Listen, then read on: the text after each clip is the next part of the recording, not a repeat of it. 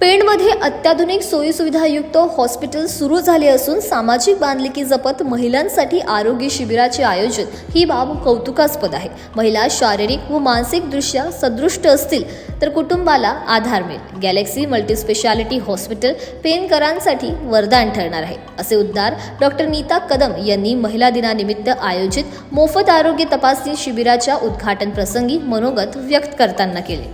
जागतिक महिला दिनानिमित्त गॅलेक्सी मल्टीस्पेशालिटी हॉस्पिटल पेण यांच्या वतीने आयोजित मोफत महिला आरोग्य तपासणी शिबिराला उत्स्फूर्त प्रतिसाद लाभला।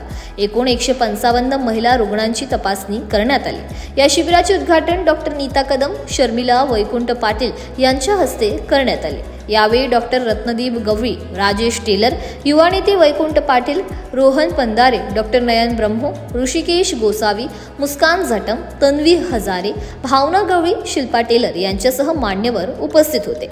या शिबिरात पाळीचे आजार, PCOD, PCOS, अनियमित पाळी, गर्भाशयाचे आजार, स्तनांचे आजार व संबंधित कॅन्सर तपासणी, वारंवार होणारे गर्भपात, गर्भवती स्त्रियांची तपासणी व मार्गदर्शन, प्रसूतीनंतर घ्यायची काळजी, वंध्यत्व निवारण व मार्गदर्शन, गर्भधारणेकरिता मार्गदर्शन, अंगावरून सफेद पाणी जाणे या आजारावर मोफत तपासणी व आवश्यकतेनुसार औषधोपचार करण्यात आले। स्त्रीरोग व प्रसूती तज्ज्ञ डॉक्टर तन्वी रोहन पंदारे, डॉक्टर सुजाता सावंत यांनी रुग्णांची तपासणी केली। सदर शिबिर यशस्वी करण्यासाठी डॉक्टर शुभम मात्रे, सुनील कांबळे, डॉक्टर रिया व गॅलेक्सी हॉस्पिटलच्या स्टाफने मेहनत घेतली। हॉस्पिटलची पूर्ण team, Ratnadeep sir, Tanvi madam, Katare sir आणि त्याचप्रमाणे टेलर राजेश सर यांचं मनापासून आभारी आहे की पेणमध्ये एक अत्याधुनिक हॉस्पिटल निर्माण झालेलं आहे, तयार झालेलं आहे, जे नावारूपास येत असताना सामाजिक बांधिलकी जपतंय।